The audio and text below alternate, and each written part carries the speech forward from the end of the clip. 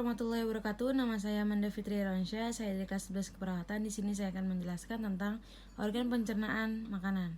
Sebelum mengetahui lebih jauh, alangkah baiknya kita mengetahui pengertian dari usus halus itu sendiri.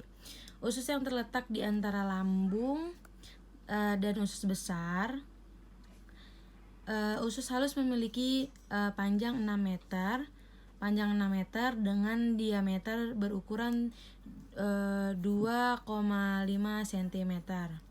Usus halus terbagi menjadi 3, yaitu ada duodenum, jejunum, dan ileum. Nah, duodenum itu biasa disebut usus 12 jari.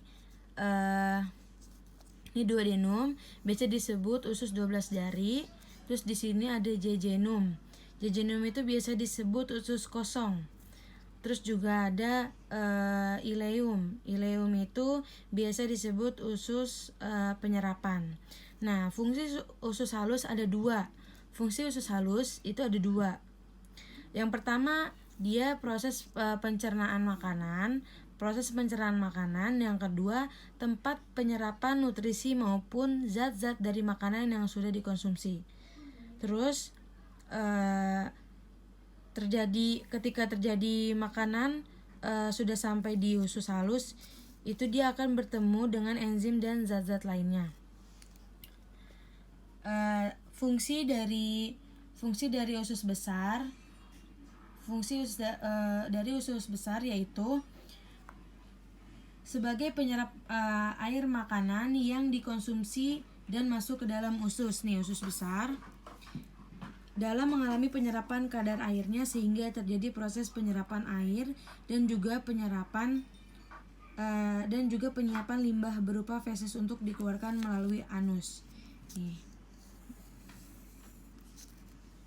Dan yang kedua ada fungsi sigmoid colon. Sigmoid colon itu menampung feses sementara sebelum diteruskan ke bagian rektum.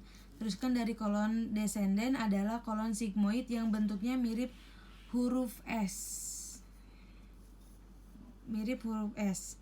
Dalam bagian usus besar yang berukuran pendek tersebut terjadi kontraksi yang kuat agar feses dari kolon descendens bisa dikeluarkan melalui anus. Nih sigmoid colon. Dan ada fungsi rektum. Fungsi rektum adalah gudang penyimpanan sementara feses atau kotoran buang air besar nih. Jadi kita kalau BAB keluar dari anus nih. Rektum. Rektum melalui anus.